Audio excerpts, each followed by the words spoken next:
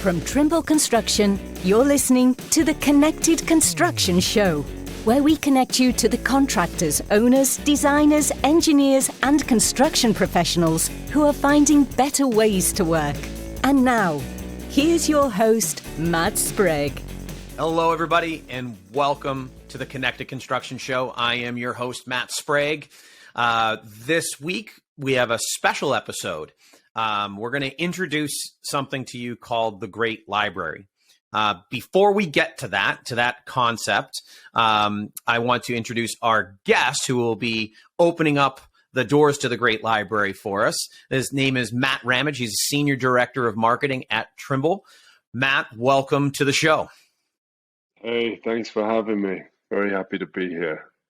So I know you pretty well, but not everybody who's listening or watching does. So tell us a little bit about yourself, your background, how you ended up at Trimble, what you do at Trimble. Yeah, no worries. So I'm English, and I've been in the US about 5 years. It was actually work with Trimble on some of our IoT tech, so Internet of Things tech in the construction industry that brought me over to the US. But I've worked in construction pretty much my whole life, from project managing domestic refurbishments and things like that at the beginning, to moving into the tech space with Trimble, starting out in mechanical, electrical, plumbing. Worked all throughout Europe and the Middle East, helping bring new technology into new regions for us, and then shifted over to the US about 5 years ago to take over the IoT business, which is still a really new space in construction. How do you automate manual tasks in the field? It is still a big deal, and it's really how we figure out, we've got all these software systems, how do you drag information from the field into a technology in a back office so that a human doesn't have to do it, because it's usually quite a menial task that people don't like to do. But it gave me a good experience in the US construction market as well. Since then, I moved into this role, leading the marketing at Construction Enterprise. So it's everything to do with vertical construction. So think of lots of the brands like Tekla, SketchUp, the MEP business, our building construction field solutions, Viewpoint, Project Site, lots and lots of stuff which covers the whole continuum of construction. So lots going on. Let's not forget about your expertise in the DIY sector as well, right? Oh, mate, don't get me started on that.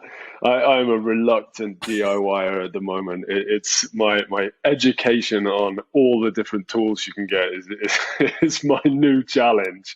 You know, I must have 5 or 6 different saws for cutting every different type of material and width of it. And the weekend I was fitting a kitchen, so it was yeah, I'm thrown in the deep end right now. So maybe after we crack the back out of the Great Library and commercial industrialized construction, we can dial it down and you can create a great library for the at home weekend heroes, and we can do the same idea. Yeah, or maybe I'll just use it as an excuse to actually create a great library on where I live and then just live in it, and everybody can come and view what I've done. It'll probably be all wobbly, but that's not good. All right, so we're probably confusing the listeners and the viewers. We're getting it's my fault. I got ahead of ourselves. So you have this experiment that your team's working on, this project called the Great Library. So tell me about the project. You know, what's it all about? Yeah, definitely. I'll try and make this as simple as possible as well, because the Great Library at its root is a documentary. It's a documentary designed to show us whether this new advent in construction, connected construction, is really possible. And if it is, how we can do that, how I can take that away and use it myself in my own business or to advance my own career. So the Great Library is a kind of practical and visionary education series where we hear all about how all these different technologies can be used to transfer information from one another. But it isn't going to be about how a tech provider talks about that, how somebody who, hey, here's all our technology, figure it out yourselves. It's going to be stakeholders from our industry, architects, engineers, contractors, trade. It's everybody involved, from everything from resource management to implementation in the field and operations and maintenance, them talking about how they do connected construction in the real world. And we're going to take all that knowledge, drag it back into one single project, the Great Library, and we're going to use that to tell an amazing story that everybody can use to, one, get entertained as they watch it, but two, learn from and grab resources that tell them, this is how I can implement it in my business, and this is the gain my business is going to see from it. And that's the project. That's interesting, and I can really appreciate the idea of bringing in different perspectives, right? It's kind of what we do with the show. We like to have designers, contractors, owners, operators, vendors in to tell stories. So it's also sounds very similar that you're bringing in the different perspectives, because it's very easy for us in the technology side of the house and in software side of the house to talk tech and software language, and it's not exactly what is actually being done in the field. So I really do appreciate that. So, so you mentioned, so the end result of the project is to have a virtual building that's been conceived and designed by the actual people who would actually do something like that. So why was it important, like in addition to what I just said, right? Why was it important to approach this project as if it were an actual physical development? Yeah, I mean, that's critical, because really anything can be designed and its feasibility is there on a machine. But the transfer of data, so I would define connected construction as the ability to transfer data from start to finish. So every stakeholder being able to access information and pass it on. That sounds like quite simple, but it's actually very complicated. It's hard when I have my role in the project chain and to receive information, the right information when I need it, and then be able to pass it on. And I need to do that in a way that doesn't impede the work, and it is really, really simple.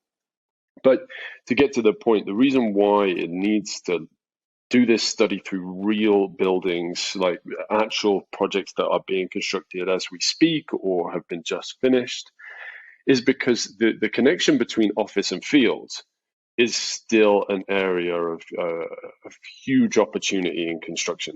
So we've gone through a stage, especially with how people viewed BIM at the beginning, and really centering around the design, where it's all kind of upfront. We're doing all this work in the office. We're seeing lots of productivity gains within silos of this process. So I have a technology that helps me in my discrete role.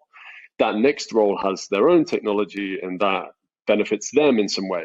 But the transfer of information from one to the other is either reducing the data that they're getting, or they're not exchanging information in the same way. It goes into a new system. They don't get the maximum benefit. So some productivity is lost from one stage to another. Now, we've achieved a lot in the office, and you get all this kind of pre-construction work that's going really well, I'd say. Still more connections to be made. But then as soon as it jumps to the field, we're flattening 3D models. We're removing parametric information or detail and data that could be used in a physical environment.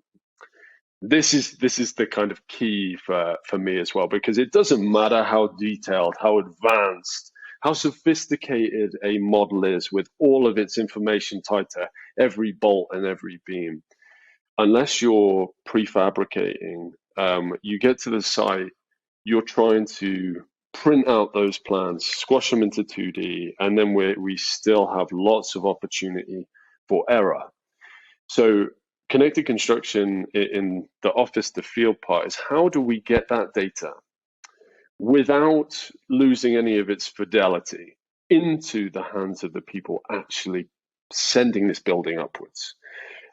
So we use tools like robotic total stations, which act as a conduit where it actually projects a digital reality into a physical one. But I really wanted to focus on how do we look at these projects and then make it simple to understand how that could benefit either my business or my career. So how do I bring that into my company, especially when it might be the first time I've ever heard about common data environments, digital twins, robotic total stations, 3D scanners, mixed reality devices. This is all new technology which can make it complicated. What I want to do is show it in practice.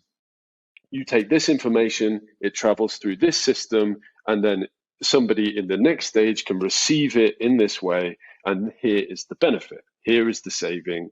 Here is how we achieve efficiency, progress within construction. So simple, easy to understand, real world examples of how connected construction and the technology behind it works. So it's interesting that the common perception of how do we get digital transformation actually implemented in the industry. The first kind of is basically get the owners to mandate it. If it's in the contract, people will start to do it. And I agree, but it's never black and white, right? So there's also the side of, okay, and I think what happens, I don't want to say more often than not, but what happens is the contractors end up doing it both. They're like, okay, we'll do this in our office. We'll satisfy what your mandates are, but then we'll still flatten it and we'll bring it out to the, as the example, bring it out to the field and whatnot. So I'm taking this as an opportunity from a soapbox standpoint, is that we need all stakeholders to be pushing digital transformation. I would love to hear an example of a contractor that has adopted it and is looking at an owner that they're doing work for, being like, why aren't you asking for this? This makes life so much easier. This makes the work we're doing so much more efficient. So I love where this project is going, because it's trying to, the rising tide, rising tides raises all boats. I got that somewhat right and somewhat wrong, but all right. So another question for you. So how is one building going to provide the industry with enough knowledge to navigate the complexity of connected construction? Yeah, it's a really good question, especially that one building being a library. I mean, how is a library relevant to the bridge building process or building of a power station or a stadium? So really, really good question. And the library is also really we're using that because we want it to be an education center. But the library itself is a resource tool. It's kind of taking the idea that a library is in one place and really the local community could access it, and we're trying to elevate that up so it could be accessed by anybody by being a meta space. But to get to the point, the reason why this is relevant to everybody else is that all of the examples that we're going to use, this project knows no kind of country bounds. You could be a project from anywhere in the world. If it's great examples of connected construction that we can all learn from and use, then we'll use it.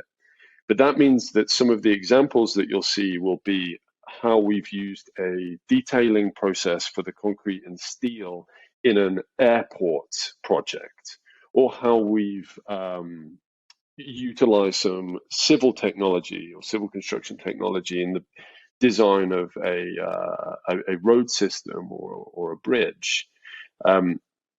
So we'll take all of that information, the prefabrication of a section of a stadium, and drag that in to use that same workflow to put the library up. The library, of course, is a digital project, but that means that any type of workflow from any type of project can be picked from and utilized here. So whether you're a bridge builder or you're involved in civil infrastructure or you're putting up a power station, you'll see examples of your specific type of work utilized here. And that could be from any region in the world. So it's a lofty project. It does have to be relevant to all different construction types in many, many different fields.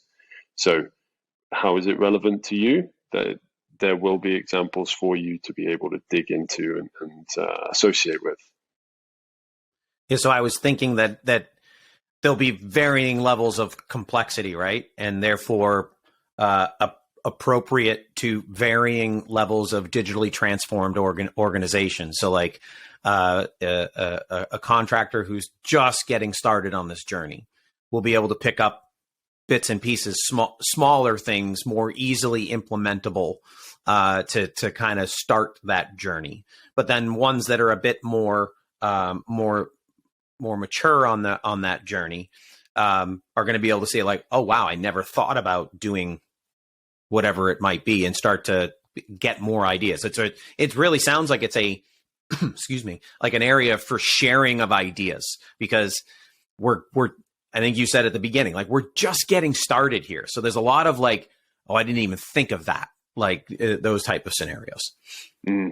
Yeah, that's right. And the way you could understand that as well is that each episode of the series is really going to focus on the relationship between two stakeholders. So maybe it's the architect and the owner, or the architect and the engineer, or the design team and the general contractor. It could, so any one of those stages where there is an interaction between two stakeholders. If you were just starting out on your journey, they're the relationships that are going to be the most meaningful in terms of change. If you're an owner, perhaps you'd want to understand it as a full life cycle and how it can be improved. And then maybe you'd want to mandate the use of certain processes or technology in the project. But if I was a general contractor or even a trade contractor looking to improve my portion of that job, irrespective of what everybody else is doing, this would give you an understanding of,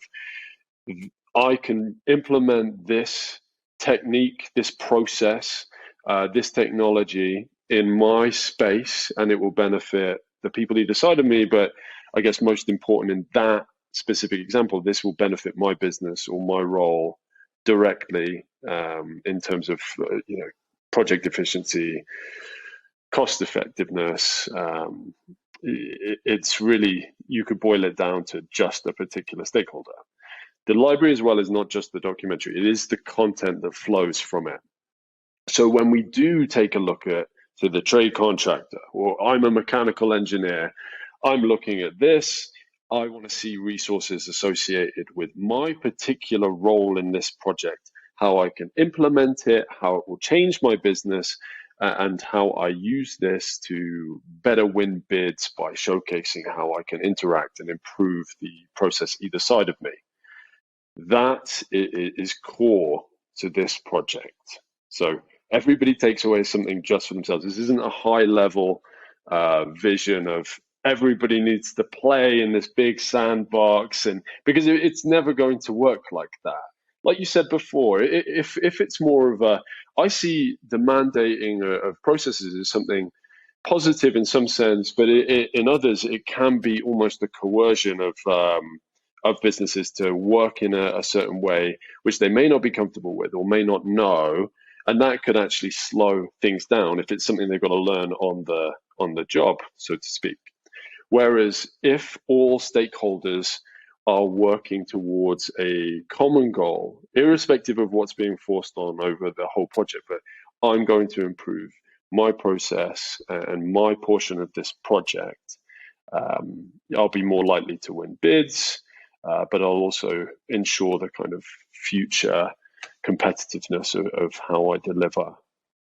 So yeah, we aren't trying to get it at the front end with the owners. We are trying to show why this is valuable to each stakeholder discreetly, and then they'll view like the kind of place through the whole documentary in the total life cycle. So you'll see both ends of it. Interesting. So I've had the ability to kind of have a look at what the conceptual design of the Great Library is, and it appears to have multiple elements of modern architecture, but the facade of the building does not look modern at all. In fact, it looks a bit more like something out of a history book. So tell us a little bit more about the design and why that was that dichotomy was chosen. Definitely. Well, so there's a big piece of this is about the storytelling as well. But the original facades is a location in Turkey called the Library of Celsus, and it is a 2,000-year-old structure that only the facade remains. Really, it's been unearthed and reassembled. Now, it poses a very particular challenge, and whilst it's amazing for storytelling, we can do comparisons between this amazing technology that existed 2,000 years ago. So, that city was designed, engineered, and built before anybody lived there. It had running water in all of the houses there, had main sewage. Whereas for, after the fall of the Roman Empire, that knowledge was lost, and we didn't actually have running water in buildings and main sewage for hundreds and hundreds of years afterwards. So perseverance of knowledge, having it in a library where that information isn't lost, it has a great parallel. But we also chose it because scanning existing conditions is so critical to construction. So if you were in a completely new project, completely new build, that scan isn't as important. There's nothing to scan. Maybe you would do a scan of the terrain. That would be it. But in many locations, we do projects with existing conditions, which can make things more challenging than a new build. So scanning a building that is 2,000 years old, that have been destroyed by an earthquake, and then having architects take that and design a conceptual model, it was like an unbelievably difficult piece of the puzzle, the challenge. And if you can do it on that in a matter of days, then you could do it anywhere. So this gave them the orientation, the topography of the land, the detailed scan down to a couple of millimeters on every crack in the facade, every tilt, every lean, so that could be consumed by architects on the other side of the world and a conceptual model design without them having ever visited that location. It's a great example of kind of how far you can push this. We scanned that entire site in a couple of days. It's the most detailed survey of that city that's been done, I believe. And just this library portion, it was, it's a beautiful, beautiful place. It makes a great setting, a great structure for storytelling for this documentary to keep us all interested. We've all seen a million virtual designs of buildings. So here we can learn about kind of our history and construction.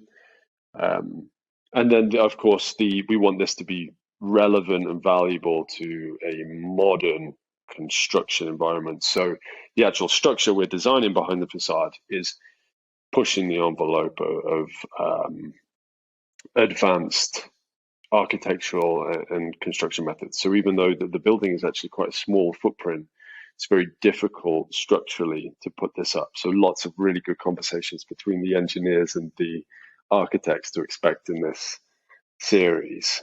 That's interesting. Yeah, definitely in an extreme case, having to take the ruins and go through that entire process. So when we look here in the United States, having to renovate a 100 or 200-year-old building, we should be able to handle it if we're able to take something that's 2,000 years old.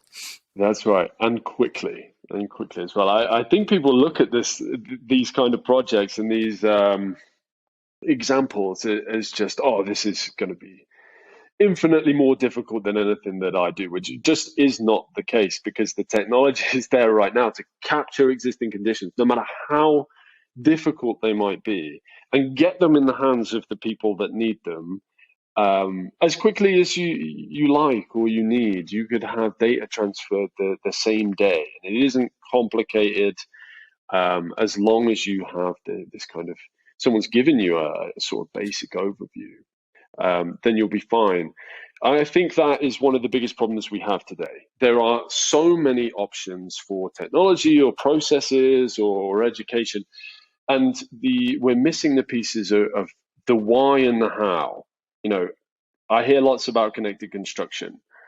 Why is this good for me? And then the bits that I like, how do I implement them? That is what's missing. That's what we're trying to fill, so that everybody has their own opportunity to decide where to head, and they'll be educated in what's out there and what they can do, and the story is entirely told by people in their field.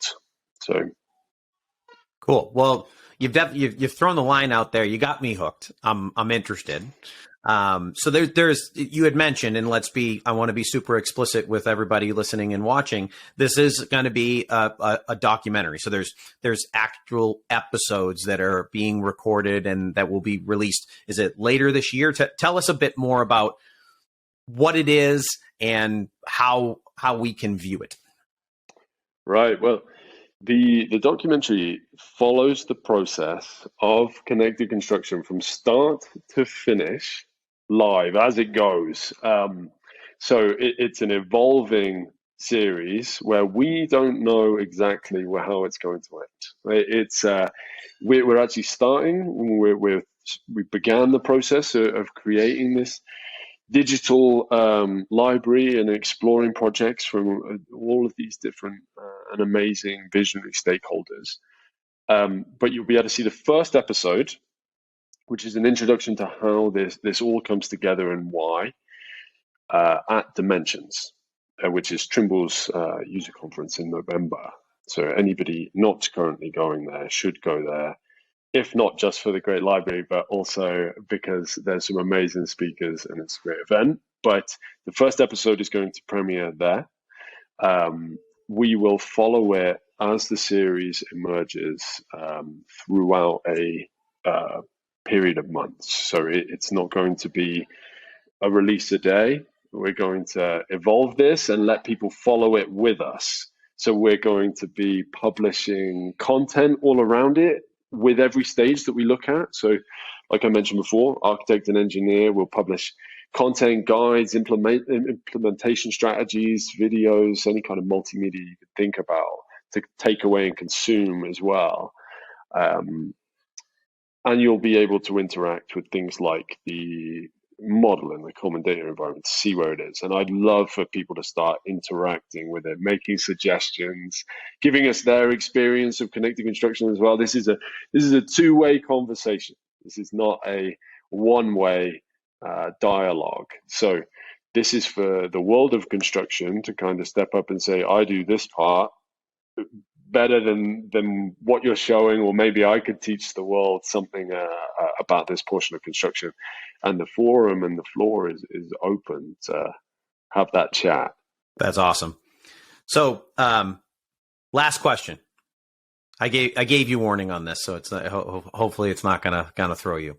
We ask every one of our guests, what's your motto, or what's a motto that you've heard that you find interesting and you've pulled something into your own life from it. Yeah, you did warn me of this one, and I think as soon as you warned me of it, I thought of something great and then just immediately left it. But I do kind of worry I'll probably butcher it, and I usually like to quote a bit of Aristotle or something like that, but I'm going to use, I believe it's J.J. Watts, who an athlete, and as long as I don't get this too wrong, I believe the quote is, success isn't owned, it's earned, and rent is due every single day. And I love that. I feel like it's something The Rock would be proud of, and so if that's the case, then I'm all right with it. But I think it's about working hard, staying focused on a goal, and executing, achieving, and that is something that construction is all about, and something that I hope to live up to and deliver on. But yeah, I like it. I love it. I love it, and it's perfect for me. My daughter, actually, she plays soccer, and she's having motivational issues. So I'm gonna throw that one at her today and see if it helps. See if it helps at all. I'll let you know. She got a game this afternoon. Oh, amazing! Well, everyone who aspires to be like somebody like a professional athlete, they're thinking the same thing. Their spot is not guaranteed on that field. They have to earn it, and they earn it every practice session and every game. So there's no, I've made it now so I can take it easy. If anything, it will get more and more challenging with the more influence that you have. So, yeah, absolutely. Yeah. Well, Matt Ramage, Senior Director of Marketing at Trimble, leading up the great library project. Thank you so much for sharing this information with us today and joining us on the show. Oh, my pleasure. Thank you for having me. And for everybody listening, watching, thank you so much for the first timers. Thank you for everybody who is joining us again. And until next time, stay connected. Thank you for joining us for this episode of the Connected Construction Show. For more information, visit us at connectedconstructionshow.com.